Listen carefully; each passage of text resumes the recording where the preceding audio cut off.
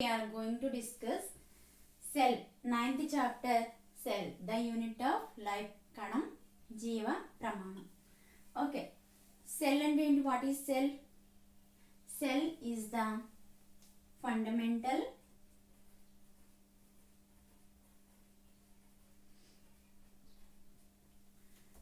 structural and functional unit of all living organisms.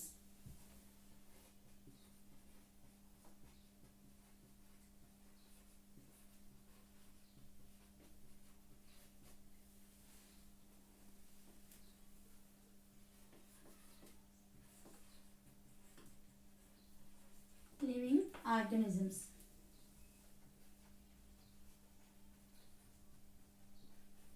కణం అనేది ఏంటంటే నిర్మాణాత్మక క్రియాత్మక ప్రమాణం అన్నమాట. కణం నిర్మాణాత్మక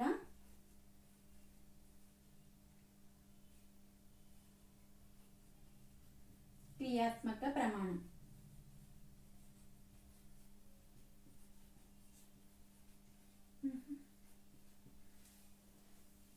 next, all organisms composed of cells. అన్ని జీవులు కూడా కణాలతో నిర్మితమై ఉంటాయి అన్నమాట. అన్ని జీవులు కూడా కణాలతో నిర్మితమై ఉంటాయి.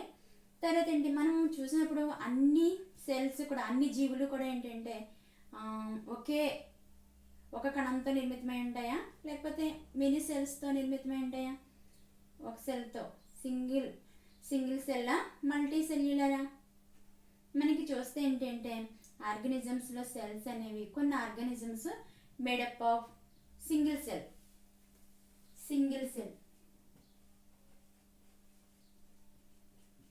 సింగిల్ సెల్ అంటే ఒక ఏకకణంతో నిర్మితమైన జీవులు ఉంటాయి. ఆ ఏకకణంతో నిర్మితమైన జీవులను ఏమంటారంటే యూనిసెల్యులర్. సింగిల్ సెల్తో కంపోజ్ అయి ఉన్న ఆర్గానిజమ్స్ ఏమంటారంటే యూనిసెల్యులర్.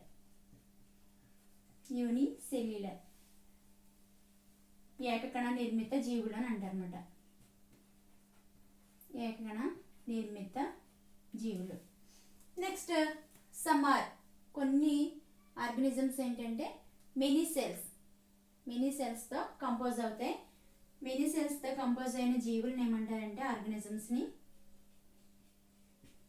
మల్టీ సెల్యులర్ ఆర్గానిజమ్స్ అని అంటారన్నమాట.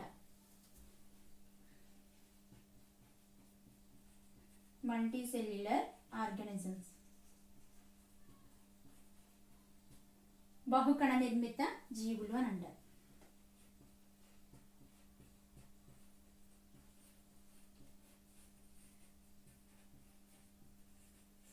అంటే మనకి ఇప్పుడు ఆర్గానిజమ్స్ అనేవి ఎన్ని టైప్స్లో ఉన్నాయి? మనకి 2 టైప్స్. ఏంటి? Unicellular organisms, multicellular organisms.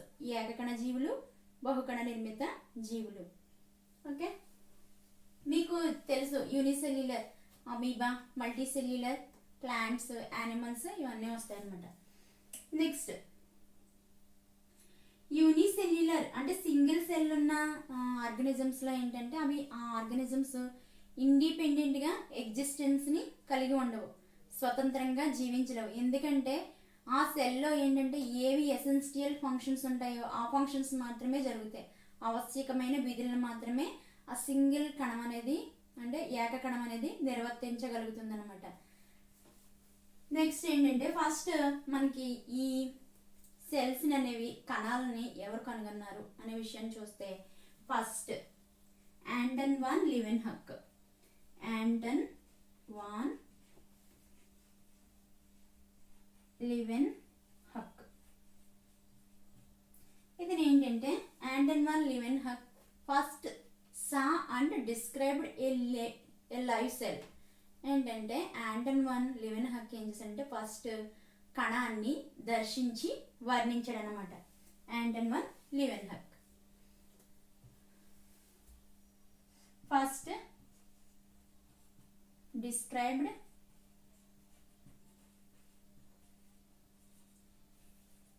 ఏ లైవ్ సెల్. సజీవ కణాన్ని ఫస్ట్ వర్ణించింది, కనుగొన్నది ఎవరంటే ఆంటన్ వాన్ లీవెన్హక్. నెక్స్ట్ లీవెన్ హక్ని ఫాదర్ ఆఫ్ బ్యాక్టీరియాలజీ అని అంటారనమాట. Father of he is also called, ఇతన్ని ఏమని పిలుస్తారంటే ఫాదర్ ఆఫ్ బ్యాక్టీరియాలజీ. బ్యాక్టీరియాలజీ యొక్క పితామహుడు ఎవరంటే ఆంటన్ వన్ లీవెన్ హక్. నేను చెప్పేవన్నీ కూడా మీకు ఇప్పుడు ఏంటంటే ఎగ్జామ్కి యూజ్ అవుతాయి 2 మార్క్స్కి. కాకపోతే నెక్స్ట్ మీరు ఫర్దర్గా కాంపిటేటివ్ ఎగ్జామ్స్ అవి రాస్తారు కదా, అప్పుడు కూడా ఇవి మీకు యూజ్ అవుతాయి. Robert brown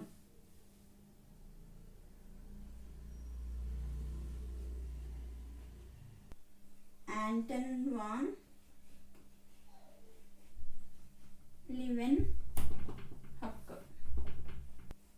Robert Brown discovered the nucleus. Robert Brown ఏంటంటే కణంలో ఉండే న్యూక్లియస్ని డిస్కవర్ చేసింది ఎవరంటే, కనుగొన్నది ఎవరంటే రాబర్ట్ బ్రౌన్. ద న్యూక్లియస్ని, కేంద్రకాన్ని కనుగొన్నది, మొట్టమొదటిసారిగా కేంద్రకాన్ని కనుగొన్నది ఎవరంటే రాబర్ట్ బ్రౌన్. కేంద్రకాన్ని కనుగొన్నది. నెక్స్ట్ మనకి కణం యొక్క స్ట్రక్చర్ ఎప్పుడు డీటెయిల్గా తెలుసుకోగలిగామంటే మనకి ఏంటంటే ఫస్ట్ ఏంటంటే లైట్ మైక్రోస్కోప్ ఉండేది. లైట్ మైక్రోస్కోప్ నుంచి మనకి గ్రాడ్యువల్గా ఏంటంటే ఎలక్ట్రాన్ మైక్రోస్కోప్ అనేది డెవలప్ జరగడం జరిగిందనమాట. అప్పుడు మనకి సెల్ యొక్క స్ట్రక్చర్ని డీటెయిల్డ్గా తెలుసుకోవడానికి అవకాశం లభించిందనమాట. నెక్స్ట్ ఏంటంటే సెల్ థియరీ.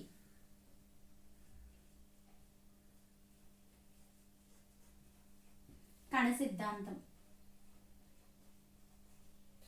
సెల్ థియరీ కోసం తెలుసుకునే ముందు మనము ఇద్దరు సైంటిస్టుల కోసం తెలుసుకోవాలి. ఆ ఇద్దరు ఎవరంటే first Matthias క్లీడన్.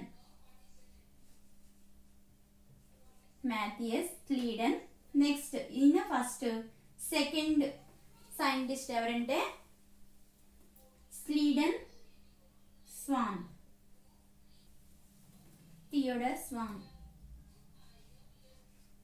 మ్యాథియస్ Schleiden German botanist. Matthias Schleiden అనే అతను ఏంటంటే జర్మన్ దేశానికి చెందిన వృక్ష శాస్త్రవేత్త అనమాట. German botanist. Theodor Schwann British zoologist. ఒకరేమో బొటనిస్ట్, ఇంకొకరేమో జువాలజిస్ట్. ఒకరు వృక్ష శాస్త్రవేత్త, ఇంకొకరేమో జంతు శాస్త్రవేత్త. ఈయన ఏంటంటే Matthias Schleiden examine different types of plants. ఏంటంటే లార్జ్ నెంబర్ ఆఫ్ ప్లాంట్స్ని ఈయన ఎగ్జామిన్ చేశారు, పరిశీలించి he observed different kinds of cells content plants అని చెప్పాడనమాట. ప్లాంట్స్లో ఏంటంటే ఈయన చాలా లార్జ్ నెంబర్ ఆఫ్ ప్లాంట్స్, చాలా ఎక్కువ మొక్కల్ని పరిశీలించి ఈయన ఏమి చెప్పారంటే ప్లాంట్స్లో డిఫరెంట్ కైండ్స్ ఆఫ్ సెల్స్ ఉన్నాయి అని చెప్పారనమాట. అంటే రకరకాల కణాలతో ప్లాంట్ అనేది నిర్మితమై ఉంది అని చెప్పి, ఏ విధంగా ఫామ్ అయ్యి అని చెప్పాడు. ఈ సెల్స్ అన్నీ కూడా ఏ విధంగా ఫామ్ అయినాయి అని చెప్పాడంటే టిష్యూస్ కింద ఫామ్ అయినాయి అని చెప్పి ఈ మ్యాథియస్ క్లీడన్ చెప్పడం జరిగిందనమాట. మీకు తెలుసా, do you know difference between cell and tissue? ఇలా మనకి సింగిల్గా ఒక సెల్ ఉంటే దాన్ని ఏమంటారంటే, ఒక సింగిల్ సెల్ ఉంటే దాన్ని సెల్ అంటారు. ఇది సెల్. ఒక కణం ఉందనుకో దాన్ని కణం అని అంటారు. నెక్స్ట్ మోర్ దెన్ 2 అంటే 2 కంటే ఎక్కువ సెల్స్ ఉన్నాయనుకో, ఇలా ఎక్కువ సెల్స్ ఉన్నాయనుకో, it is called as tissue. అంటే 2 కంటే ఎక్కువ కణాలతో నిర్మితమైన కణజాలాన్ని ఏమంటారంటే టిష్యూ అని అంటారు. కణజాలం అంటే 2 కంటే ఎక్కువ కణాలతో నిర్మితమై ఉన్నదాన్ని కణజాలం అంటారు, టిష్యూ. మోర్ దెన్ 2 సెల్స్ అయితే టిష్యూ కణజాలం.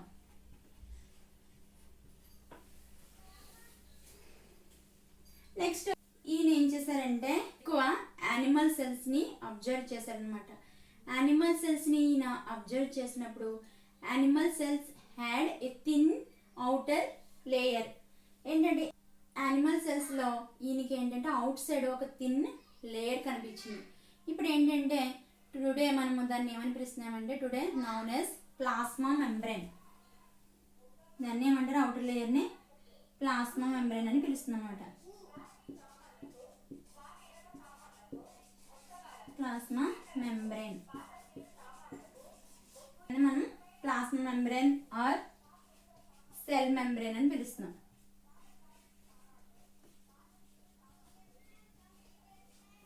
ప్లాంట్ సెల్ కి యానిమల్ సెల్ కి డిఫరెన్స్ ఏంటి? Plant cell contain cell wall, animal cell lack cell wall. ఏంటంటే ప్లాంట్ సెల్లో మనకి సెల్ వాల్ అనేది ఉంటుంది. అంటే సెల్ ఈ విధంగా ఉంటే ఇది యానిమల్ సెల్లో మనకి ఇది సెల్ మెంబ్రేన్, ఇది సెల్ మెంబ్రేన్.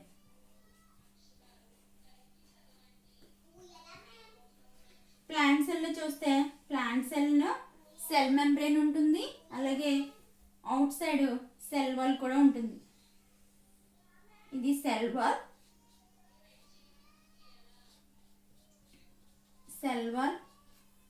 ఇది కణకవచం. సెల్ వాల్ అంటే కణకవచం. ఇది ఇన్నర్ సైడ్ ఉంది కదా సెల్ వాల్ కి, ఇన్సైడ్ మనకి ప్లాస్మా మెంబ్రేన్.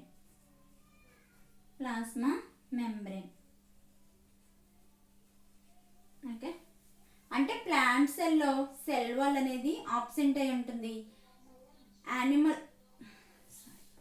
యానిమల్ సెల్లో సెల్ వాల్ అనేది ఆబ్సెంట్ అయి ఉంటుంది. Plant cell contain both cell wall and cell membrane, రెండు కూడా ఉంటాయి. వృక్ష కణంలో కణకవచం అలాగే ప్లాస్మా మెంబ్రేన్, కణ త్వచం రెండు కూడా ఉంటాయి అన్నమాట.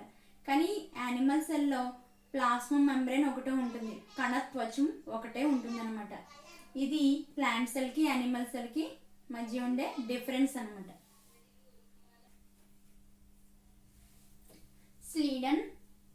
మాథియస్ స్లీడన్ అలాగే థియోడర్ స్వాన్ కోసం మనం తెలుసుకున్నాం. సెల్ మెంబ్రేన్ కోసం చెప్పింది ఎవరంటే థియోడర్ స్వాన్ సెల్ మెంబ్రేన్ కోసం. అంటే ఇప్పుడు మనం ప్రస్తుతం ఏంటంటే సెల్ మెంబ్రేన్ అని పిలుచుకుంటున్నది ఎవరు ఐడెంటిఫై చేస్తే మనకు తెలిసిందంటే Theodor Schwann. Okay, Theodor Schwann and Matthias Schleiden, వీళ్ళిద్దరు Matthias Schleiden, Theodor Schwann together the formulated cell theory. Sleeden, Swan. Okay, formulated together formulated the cell theory.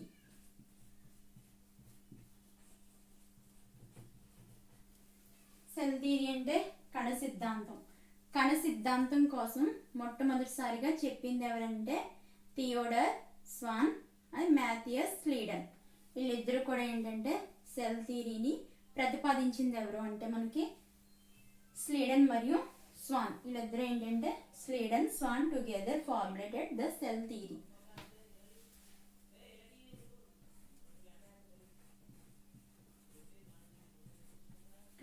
సిద్ధాంతం.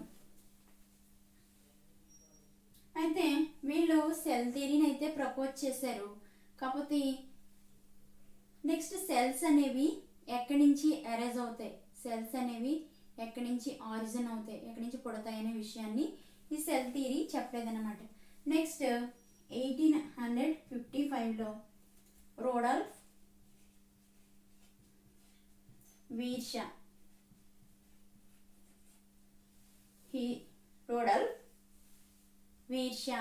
he explained that cells divide. ఏంటంటే cells అనేవి ఏ విధంగా divide అవుతాయో చెప్పింది ఎవరంటే రోడాల్ఫ్ వీర్షా. కణ విభజన అంటే సెల్స్ అనేవి ఏ విధంగా విభజన చెందుతాయని చెప్పింది ఎవరంటే రోడాల్ఫ్ వీర్షా. ఈయన ఏం చెప్పారంటే the cells The cells arise from pre-existing cells. దీన్ని ఏమంటారంటే ఓమ్నిస్ సెల్యులా ఈ సెల్యులా అంటారు. ఓమ్నిస్ సెల్యులా ఈ సెల్యులా కోసం చెప్పింది ఎవరంటే రూడాల్ఫ్ వీర్షా. నేను ఏం చెప్పారంటే కణాలు అనేవి ఎక్కడి నుంచి వస్తాయంటే పూర్వంలో ఉండే కణాల నుంచే వస్తాయి అనమాట. అంటే కొత్త కణాలు ఎక్కడి నుంచి వస్తాయంటే పాత కణాల నుంచి వస్తాయని చెప్పింది ఎవరంటే Rudolf Virchow. The cells arise from pre existing cells. కణాలు కొత్త కణాలు పాత కణాల నుంచి పుడతాయని చెప్పింది ఎవరంటే Rudolf వీర్షా.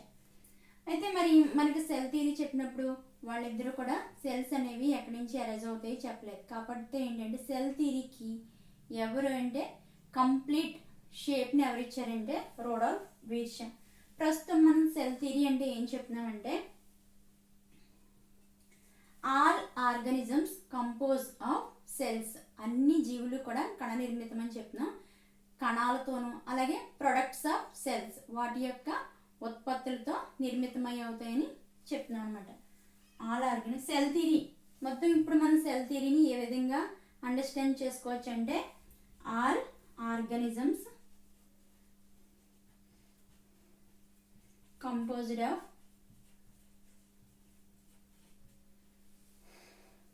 cells and products of cells.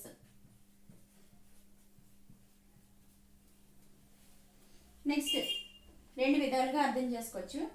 అన్ని జీవులు కూడా కణాలతో నిర్మితమైనవి, కణాలు వాటి ఉత్పత్తులతో నిర్మితమైనవి అని చెప్పొచ్చు. నెక్స్ట్ రెండోది ఏంటంటే all organisms all cells arise from pre-existing cells.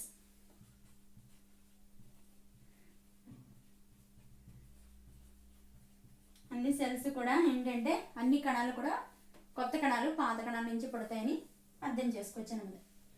ఇది సెల్ థియరీ కోసం. ఓకే, నెక్స్ట్ ఏంటంటే సెల్ యొక్క ఎన్ ఓవర్ యు ఆఫ్ సెల్. కణం సమగ్ర భావన. కణం సమగ్ర భావన. ఓకే, మీరు అబ్జర్వ్ చేస్తుంటారు ఆనియన్ పీల్ సెల్స్ని, అంటే ఉల్లి పొరలో ఉండే కణాలని, అలాగే హ్యూమన్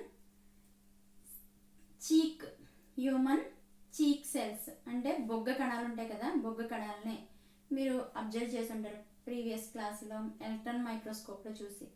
ఏంటంటే సెల్స్లో ఏంటంటే మనకి రెండు సెల్స్ని అబ్జర్వ్ చేసినప్పుడు మీకు యానిమల్ సెల్ని అలాగే ప్లాంట్ సెల్. ఆనియన్ అనేది ప్లాంట్ సెల్ కదా, ఆనియన్ అలాగే యానిమల్ సెల్ రెండింటిని అబ్జర్వ్ చేసినప్పుడు మీకు ఏంటంటే ఆనియన్ సెల్లో కనిపిస్తే మనకి సెల్ వాల్ సెల్ మెంబ్రేన్ రెండు ఉంటాయి. అది ప్లాంట్ సెల్. యానిమల్ సెల్లో చూస్తే ప్లాంట్ సెల్లో చూస్తే మనకి సెల్ వాల్ సెల్ మెంబ్రేన్ రెండు ఉంటాయి. అలాగే యానిమల్ సెల్లో చూస్తే ఏంటంటే ఒక సింగిల్ మెంబ్రేన్ సెల్ మెంబ్రేన్ మాత్రమే ఉంటుందన్నమాట. కానీ మనకి సెల్స్ అనేవి 2 టైప్స్ ఉంటాయి. అవి ఏంటంటే ఫస్ట్ది యూకారియోటిక్ సెల్స్. యూకారియోటిక్ సెల్స్ అంటే నిజకేంద్రక కణాలు.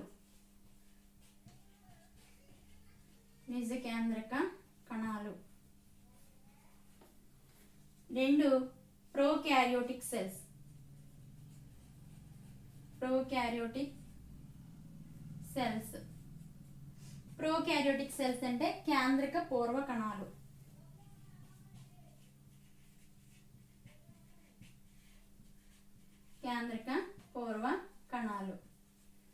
ఓకే, యూకారియోటిక్ సెల్స్ కి ప్రోకారియోటిక్ సెల్స్ కి రెండింటికి డిఫరెన్స్ ఏంటంటే యూకారియోటిక్ సెల్స్ లో ఏంటంటే మనకి మెంబ్రేన్ బౌండ్ న్యూక్లియస్ ఉంటుంది. ఓకే, యూకారియోటిక్ సెల్స్లో మనకి న్యూక్లియస్ ఉంటుంది. న్యూక్లియస్ చుట్టూ కూడా ఏంటంటే surrounded by membrane bound layer ఉంటుంది అనమాట. యూకారియోటిక్ సెల్స్లో న్యూక్లియస్ని బౌండ్ చేస్తూ మెంబ్రేన్ స్ట్రక్చర్ ఉంటుంది అనమాట. మెంబ్రేన్ బౌండ్ స్ట్రక్చర్ ఉంటుంది అంటే న్యూక్లియస్ని కప్పి ఏంటంటే ఒక నిర్దిష్టమైన త్వచం ఉంటుందన్నమాట. కేంద్రకాన్ని కప్పి ఒక నిర్దిష్టమైన త్వచం ఉంటే దాన్ని ఏమంటారంటే ఆ సెల్స్ని యూకారియోటిక్ సెల్స్ అని అంటారనమాట. ఓకే, కేంద్రకాన్ని సరౌండ్ చేస్తూ మెంబ్రేన్ బౌండ్ స్ట్రక్చర్ లేకపోతే దాన్ని ఏమంటారంటే ప్రోకారియోటిక్ సెల్ అని అంటారు. అంటే కేంద్రకాన్ని ఆవరించి త్వచం లేకపోతే దాన్ని ఏమంటారంటే ప్రోకారియోటిక్ సెల్స్ అంటే కేంద్రక పూర్వ కణాలు. నిజ కేంద్రక కణాలు అంటే ఏంటి? కేంద్రకాన్ని ఆవరించి త్వచం ఉంటుంది. కేంద్రక పూర్వ కణాలు అంటే కేంద్రకాన్ని ఆవరించి త్వచం ఉండదు. అర్థమైంది కదా? అంటే న్యూక్లియస్ని సరౌండ్ చేస్తూ మెంబ్రేన్ బౌండ్ స్ట్రక్చర్ ఉంటే దాన్ని యూకారియోటిక్ సెల్స్ అంటారు. న్యూక్లియస్ని సరౌండ్ చేస్తూ మెంబ్రేన్ బౌండ్ స్ట్రక్చర్ లేకపోతే దాన్ని ప్రోకారియోటిక్ సెల్ అని అంటారు అనమాట. ఈ 2 టైప్స్ ఆఫ్ సెల్స్ ఉంటాయి మనకి. అంటే ఆల్ సెల్ కంటైన్ న్యూక్లియస్. అన్ని సెల్స్లో కూడా ఏంటంటే మనకి న్యూక్లియస్ ఉంటుంది. అన్ని సెల్స్లో న్యూక్లియస్ ఉంటుంది. Okay, nucleus contain chromosomes. అన్ని న్యూక్లియస్లో కూడా క్రోమోజోమ్స్ ఉంటాయి. Chromosome contain main genetic material DNA. క్రోమోజోమ్స్లో ఏముంటుంది? ఈ క్రోమోజోమ్స్లో జెనెటిక్ మెటీరియల్ జన్యు పదార్థం ఉంటుంది. ఆ జన్యు పదార్థం ఏంటంటే డిఎన్ఏ. డిఎన్ఏ అనేది ఏంటంటే మెయిన్ జెనెటిక్ మెటీరియల్. ప్రధాన జన్యు పదార్థం ఏంటంటే డిఎన్ఏ. డిఎన్ఏ అంటే డిఆక్సీ రైబో న్యూక్లిక్ యాసిడ్. ఓకే, ఇది ఏంటంటే మనకి డిఎన్ఏ అనేది ప్రధాన జన్యు పదార్థం. ఎక్కడ ఉంటుంది డిఎన్ఏ? క్రోమోజోమ్స్లో ఉంటుంది. క్రోమోజోమ్స్ ఎక్కడ ఉంటాయి? న్యూక్లియస్లో ఉంటాయి, కేంద్రకంలో ఉంటాయి అన్నమాట. నెక్స్ట్ మనకి ఒక కణంలో సెంటర్లో మనకి న్యూక్లియస్ ఉంటుంది. సెంటర్లో ఉండే దాన్ని ఏమంటారంటే ఆ పార్ట్ని న్యూక్లియస్ అంటారు. సెంటర్ పార్ట్లో న్యూక్లియస్ ఉంటుంది. మనకి సెల్లో ఏంటంటే న్యూక్లియస్తో పాటు ఏంటంటే మనకి సెమీ ఫ్లూయిడ్ మ్యాట్రిక్స్ ఉంటుంది. ఏంటి? Semi fluid matrix.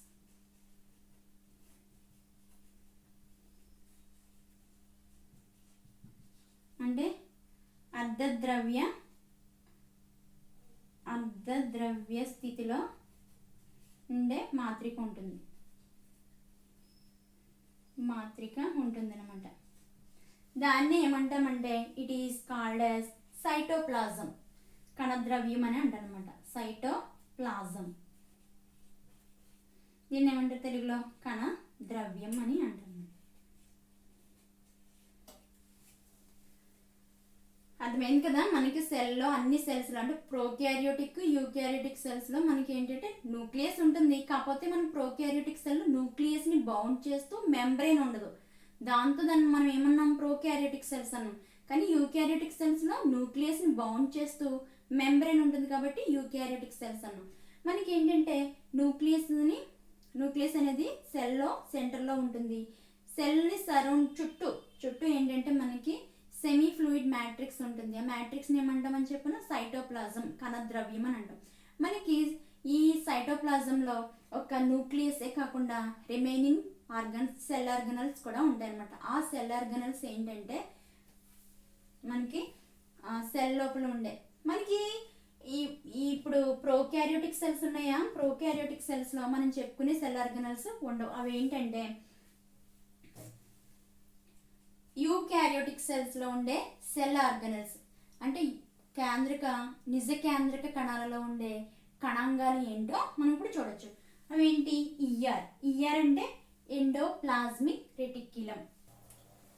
మనకి సైటోప్లాజంతో పాటు అదర్ సెల్ ఆర్గనల్స్ కూడా ఉంటాయి. అవి కూడా ఏంటంటే membrane bound cell organelles.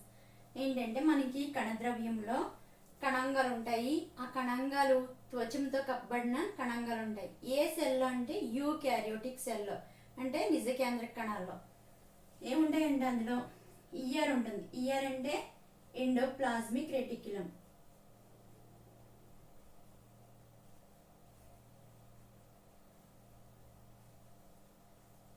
ఎండోప్లాజ్మిక్ reticulum, Golgi apparatus,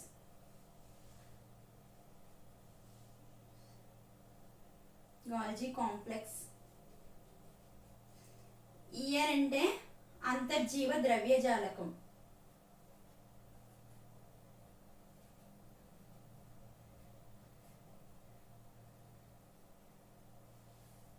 గాల్జీ apparatus, mitochondria.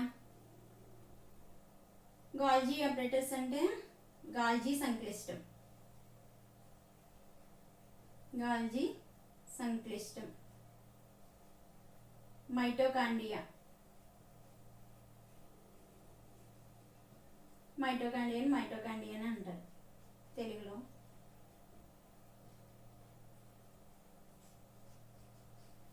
Next chloroplast అంటే ప్లాస్టిడ్స్ ఉంటాయి.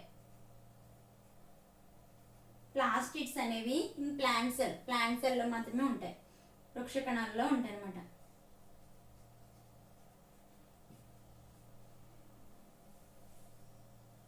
Next lysosomes. లైసోసోములు.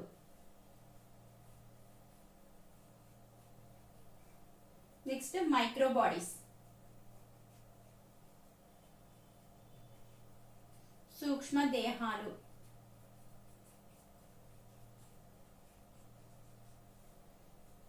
Next vacuoles.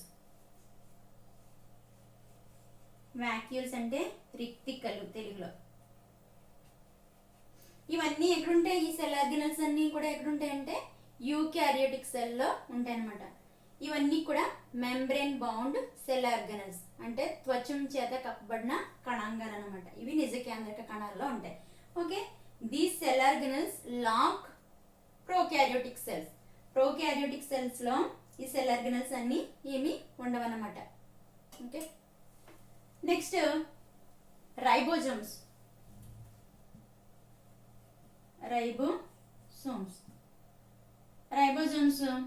రైబోసోములు. రైబోసోమ్స్ అనేవి both prokaryotic and eukaryotic cell రెండింటిలో కూడా ఉంటాయి అన్నమాట. ఇవి ఏంటంటే నాన్ మెంబ్రేనస్ ఆర్గనల్స్. వీటికి త్వచం అనేది లేకుండానే మనకి సైటోప్లాజంలో ఉంటాయి. ఇవి ఓన్లీ ఒక రైబోజోమ్స్ అనేవి సైటోప్లాజం లోనే కాకుండా ఇంకా ఎక్కడ ఉంటాయంటే యూకారియోటిక్ సెల్ అయితే ఎండోప్లాజ్మిక్ రెటిక్యులం ఈఆర్కి అటాచ్ అయి ఉంటాయి అనమాట. మనం ఈ సెల్ ఆర్గనల్స్ అన్నింటి కోసం డీటెయిల్డ్గా తెలుసుకుంటాం. వీటన్నిటి కోసం వివరంగా నెక్స్ట్ క్లాసులో తెలుసుకోవచ్చు. ఏంటంటే ఈఆర్కి రైబోజోమ్స్ అనేవి అటాచ్ అయి ఉంటాయి. రైబోజోమ్స్ అనేవి ఈఆర్లో ఉంటాయి, మైటోకాండ్రియాలో ఉంటాయి, ఇంకా క్లోరోప్లాస్ట్లో కూడా ఈ రైబోజోమ్స్ అనేవి ఉంటాయి అన్నమాట. నెక్స్ట్ మనకి ప్లాంట్ సెల్లో ఏంటంటే స్పెషల్ సెల్ ఆర్గనల్ ఉంటుంది. అది మెంబ్రేన్ బౌండ్ ఆర్గనల్లే. దాని నేమ్ ఏంటంటే యానిమల్ సెల్లో, జంతు కణాల్లో దాని సెంట్రియోలు.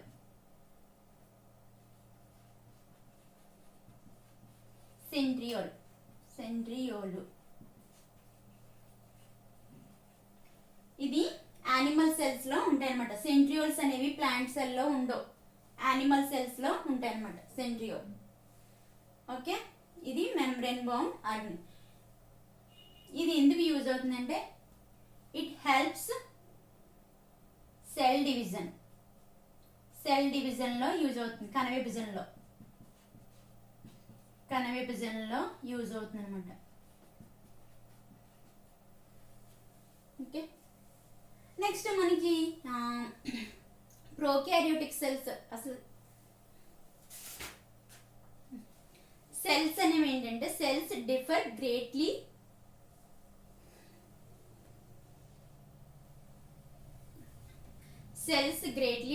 In size, shape, activities.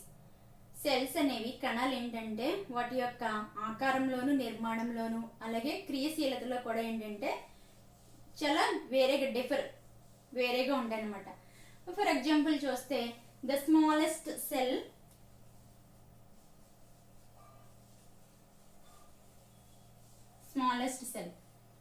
అంటే అతి చిన్న కణం ఏంటంటే మైకోప్లాస్మా. దీని యొక్క సైజ్ ఎలా ఉంటుందంటే 0.3 μm ఉంటుంది అనమాట. Mycoplasma is the smallest cell. Next the largest isolated single cell of the egg. Ostrich యొక్క ఎగ్ ఏంటంటే లార్జెస్ట్ సింగిల్ సెల్ అనమాట. అంటే ఒంటరి కణంగా మనం చెప్తాం. లార్జెస్ట్ సింగిల్ సెల్ ఏదంటే ఎగ్ అనమాట. ఆస్ట్రిచ్ యొక్క ఎగ్. ఆస్ట్రిచ్ యొక్క అండం అనేది ఏంటంటే పెద్ద పరిమాణంలో ఉన్న కణం అనమాట. నెక్స్ట్ హ్యూమన్ బ్లడ్ సెల్ చూసుకుంటే, హ్యూమన్ రెడ్ బ్లడ్ సెల్ చూసుకుంటే ఎంత ఉంటుందంటే దాని size, human red blood cell యొక్క సైజు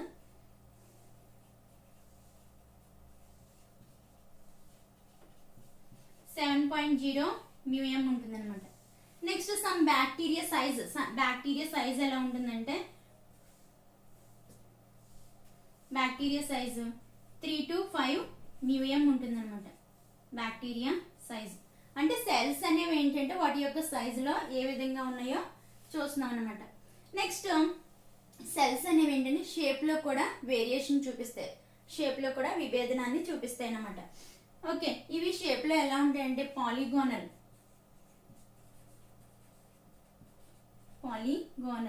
అంటే బహుభుజి ఆకృతి.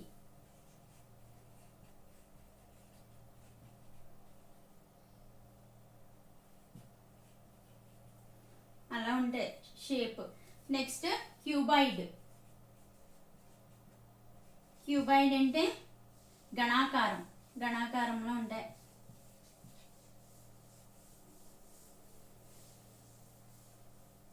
Next thread like structure. Thread like అంటే తంతువుల్లాగా ఉంటాయి అన్నమాట.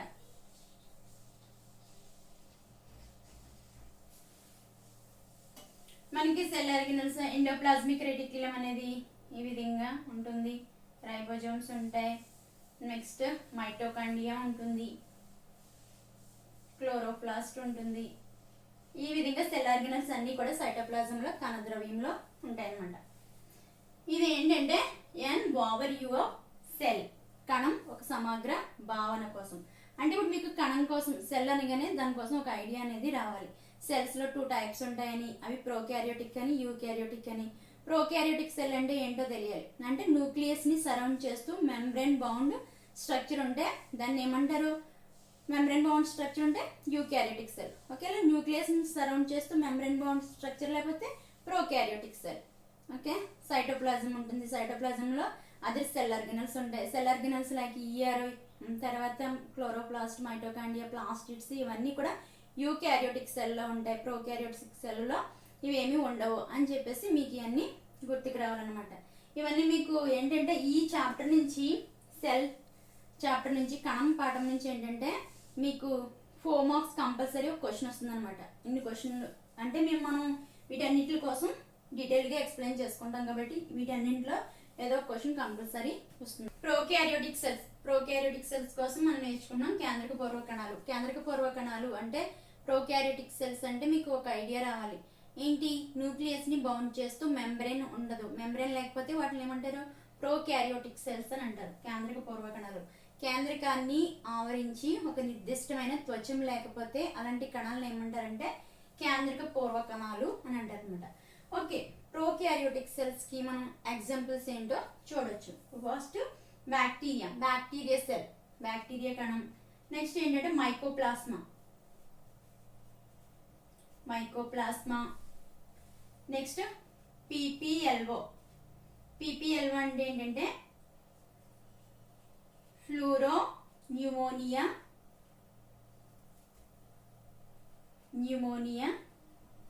like organisms. Next, blue-green algae. Blue-green algae. Blue-green algae అంటే నీలి ఆకుపచ్చ శైవలాలు తెలుగులో.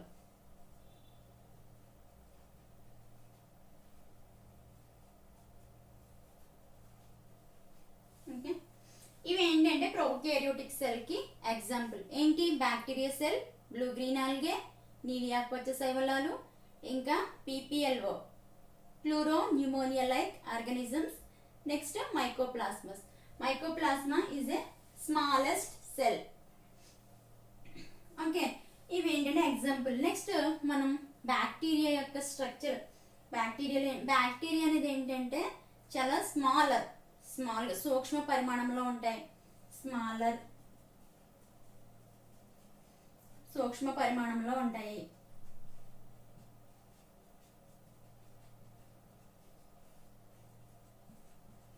Next and multiply more rapidly than the eukaryotic cells. ఏంటంటే ఇవి చాలా వేగంగా మల్టిప్లై అవుతాయి, అంటే రెప్లికేషన్ అవుతాయి అన్నమాట. చాలా వేగంగా రెప్లికేట్ అవుతాయి.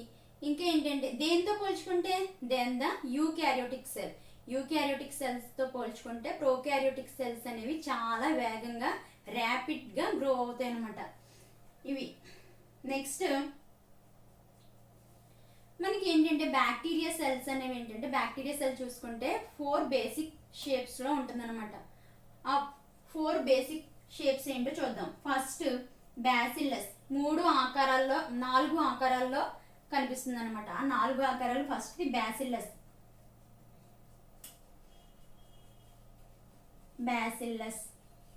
బ్యాసిల్లస్ స్ట్రక్చర్ ఎలా ఉంటుందంటే రాడ్ లైక్ స్ట్రక్చర్ ఇలా ఉంటుంది అనమాట. రాడ్ లైక్ స్ట్రక్చర్ అంటే దండాకారంగా ఉంటుంది. బ్యాసిల్లస్ అనేది ఎలా ఉంటుంది? Rod like structure. Rod like అంటే దండాకారంగా ఉంటుంది. నెక్స్ట్ 2 కోకస్లు. కోకస్ యొక్క షేప్ ఎలా ఉంటుందంటే స్పెరికల్,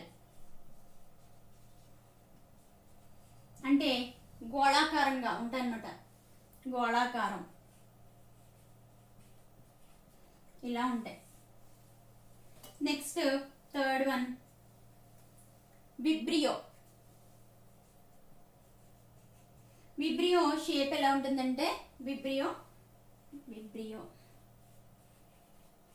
ఇది కామా షేప్ లో ఉంటుంది అనమాట. Vibrio shape comma. Fourth one స్పైరిల్లం.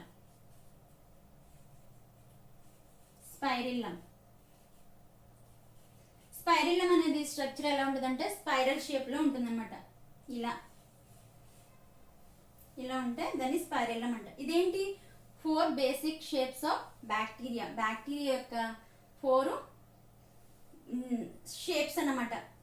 ఆకారాలు 4 ఈ విధంగా ఉంటాయి. ఫస్ట్ ఏంటి? Bacillus, coccus, next vibrio, next spirillum. ఈ 4 స్ట్రక్చరల్ గా ఈ విధంగా ఉంటాయి అన్నమాట. మనం బ్యాక్టీరియా యొక్క ఎగ్జాంపుల్, బ్యాక్టీరియా సెల్ కూడా ప్రోకారియోటిక్ సెల్ కదా. బ్యాక్టీరియా సెల్ యొక్క స్ట్రక్చర్ చూద్దాం ఎలా ఉంటుందో. ఓకే, బ్యాక్టీరియా సెల్ యొక్క స్ట్రక్చర్ చూసుకుంటే మనకి ఇందులో bacteria cell is prokaryotic cell, కేంద్రక పూర్వకణం. దీంట్లో మనకి అవుటర్ లేయర్ ఏంటంటే క్యాప్స్యూల్. చూడండి, ఇది క్యాప్స్యూల్, గుళిక అంటారు. ఇది ఏంటంటే దీన్ని స్లైమ్ లేయర్ అని కూడా అంటారు. ఇది ఏంటంటే థిక్ గా టైట్ గా బౌండ్ అయి ఉంటుంది అనమాట. దీన్ని సరౌండ్ చేస్తూ ఉంటుంది సెల్ వాల్ని.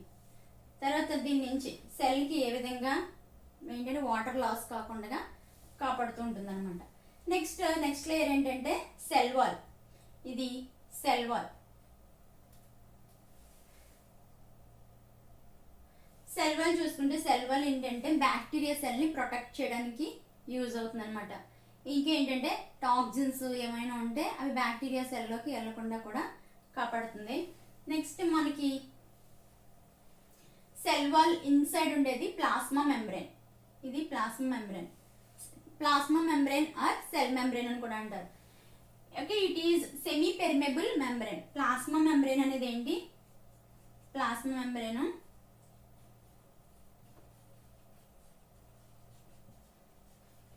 Semi permeable membrane.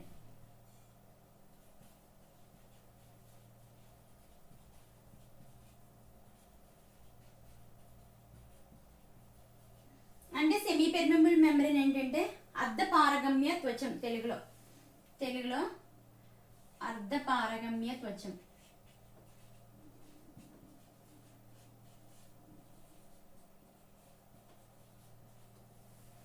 అంటే ఏం చేస్తుందంటే అన్ని పదార్థాలని, అన్ని సబ్స్టెన్సెస్ని కూడా ఏంటంటే సెల్లోకి ఎంటర్ కాకుండా ఏంటంటే ఏమి అవసరమో అవి మాత్రమే లోపలికి వెళ్ళనిస్తుంది అనమాట. సెమీ పెర్మెబుల్ మెంబ్రేన్గా ఉంటుంది.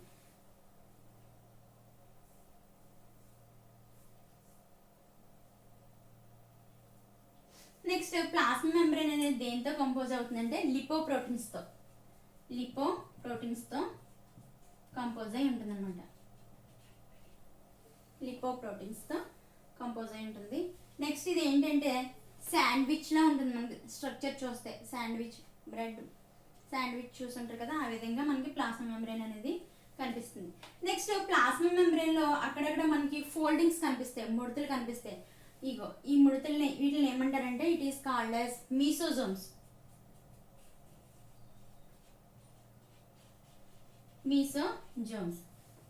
మీసోజోమ్స్ అనేవి ఎందుకు యూజ్ అవుతాయి అంటే రెప్లికేషన్లో, డిఎన్ఏ రెప్లికేషన్లో యూజ్ అవుతాయి. రెప్లికేషన్ అంటే తెలుగులో ప్రతికృతి. డిఎన్ఏ ప్రతికృతి అంటే రెప్లికేషన్ అంటే ఒక విధంగా అది రిప్రొడక్షన్ అనమాట. అంటే మల్టిప్లై అవుతాయి అన్నమాట సెల్స్. ఆ విధంగా మీసోజోమ్స్. ఇంకా ప్లాస్మా మెంబ్రేన్ సర్ఫేస్ ఏరియా ఇంకా ఇంక్రీజ్ అవడానికి, పెరగడానికి కూడా మీసోజోమ్స్ అనేవి యూజ్ అవుతాయి. రెస్పిరేషన్లో యూజ్ అవుతాయి. శ్వాసక్రియలో కూడా మనకి మీసోజోమ్స్ అనేవి యూజ్ అవుతాయి అనమాట. నెక్స్ట్ మీసోజోమ్స్ తర్వాత మనకి రైబోజోమ్స్ ఉన్నాయి కదా. మనకి ప్రోకారియోటిక్ సెల్లో 70S రైబోజోమ్స్ ఉంటాయి. 70S ribosomes. 70S రైబోజోమ్ లో మనకి సబ్ యూనిట్స్ ఉంటాయి కదా, ఉప ప్రమాణాలు ఉంటాయి.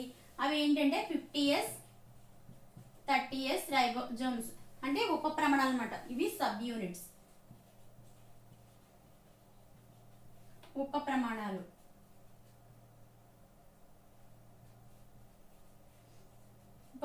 ఉంటాయి అనమాట.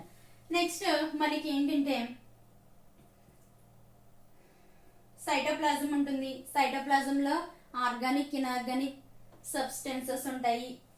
నెక్స్ట్ న్యూక్లియాయిడ్ ఉంటుంది. మనకి ఏంటంటే ఇందులో ఉండే న్యూక్లియాయిడ్నే జెనెటిక్ మెటీరియల్ అంటారు. ఇందులో జెనెటిక్ మెటీరియల్ అనేది ఎలా ఉంటుంది అంటే నగ్నంగా ఉంటుంది. మనం ఫస్ట్ చెప్పుకున్నాం కదా, న్యూక్లియస్ని క్రోమోజోమ్స్ అనేవి ఎక్కడ ఉంటాయి? న్యూక్లియస్లో ఉంటాయి కదా. న్యూక్లియస్ని బౌండ్ చేస్తూ ఎటువంటి మెంబ్రేన్ ఉండదు కాబట్టి ఇది ప్రోకారియోటిక్ సెల్ అయింది. అందుకని చెప్పేసి ఇందులో జెనెటిక్ మెటీరియల్ అనేది ఎలా ఉంటుందంటే నేక్డ్ అంటే నగ్నంగా.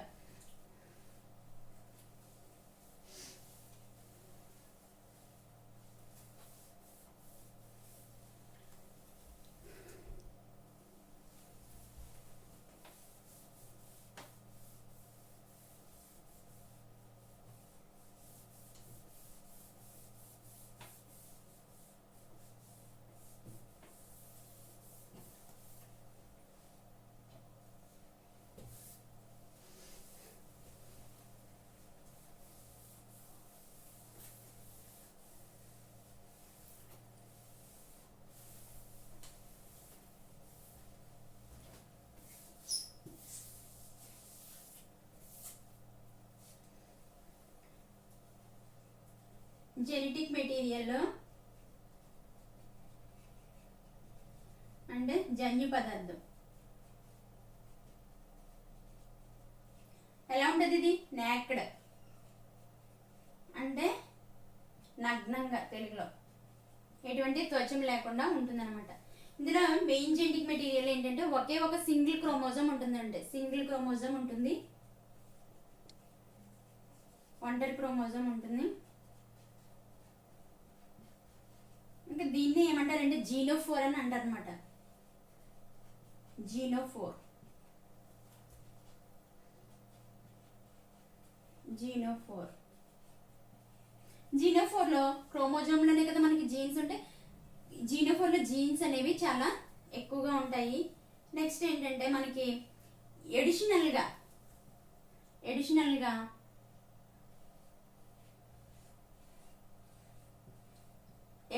మనకి ఏంటంటే ప్లాస్మిడ్ ఉంటుంది అనమాట. ప్లాస్మిడ్ అంటే జీనోఫోర్కి ఎడిషనల్గా ఇది ప్లాస్మిడ్ కూడా డిఎన్ఏ అంటే ఇదేంటంటే సర్క్యులర్ డబుల్ స్టాండర్డ్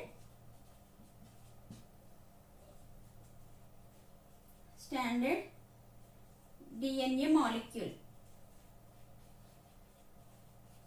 అంటే ద్విసర్పిల అంటే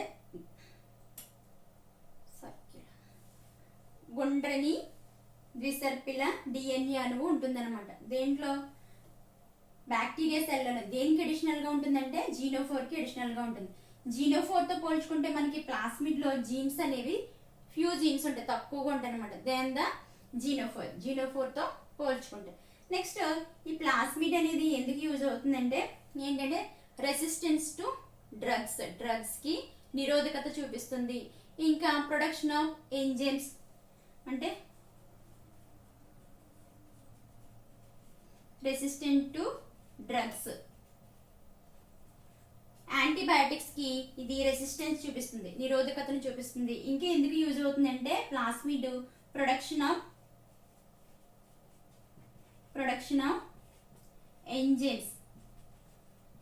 ఎంజైమ్స్ అండ్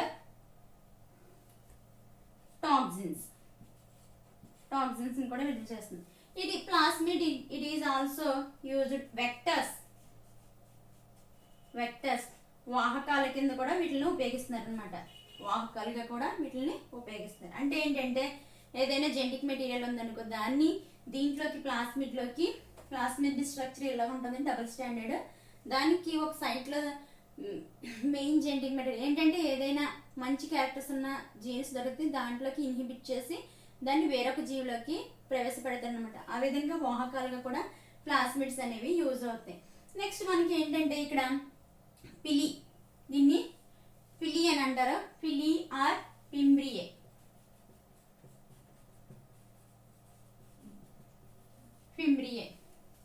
పిలి అనేది ఏంటంటే ట్యూబులర్ స్ట్రక్చర్ ఏంటంటే స్పెషల్ ప్రోటీన్స్ తో కంపోజ్ అయి ఉంటాయి అనమాట. ఎందుకు యూజ్ అవుతాయి అంటే పిలి అనేది ఎందుకు యూజ్ అవుతాయి అంటే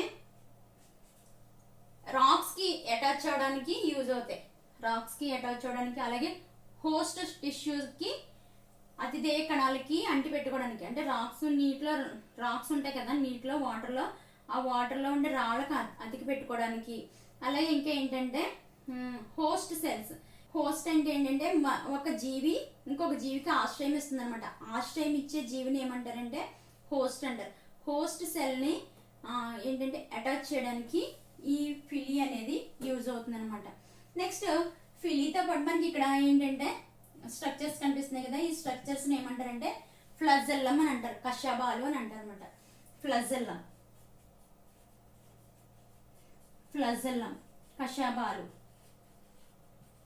కషాబాలు ఎందుకు యూజ్ అవుతాయి అంటే మొటైల్ అంటే చలనానికి. మొటైల్ ఒక చోట నుంచి వేరొక చోటకి ఏంటంటే ఎప్పుడైనా బ్యాక్టీరియాకి ఆపద వచ్చిందనుకో అంటే అన్ఫేవరబుల్ కండిషన్ నుంచి ఫేవరబుల్ కండిషన్కి, ప్రతికూల పరిస్థితుల నుంచి అనుకూల పరిస్థితులకి మూవ్ అవడానికి మనకి ఈ ఫ్లజెల్లా అనేది యూజ్ అవుతుంది.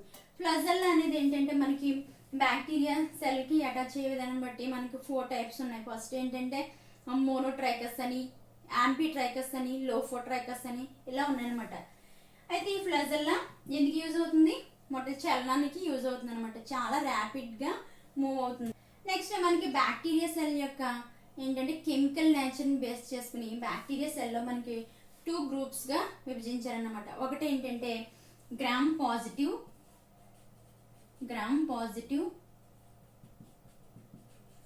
2 gram negative. Gram positive, gram negative, తెలుగులో కూడా గ్రామ్ పాజిటివ్, గ్రామ్ నెగిటివ్.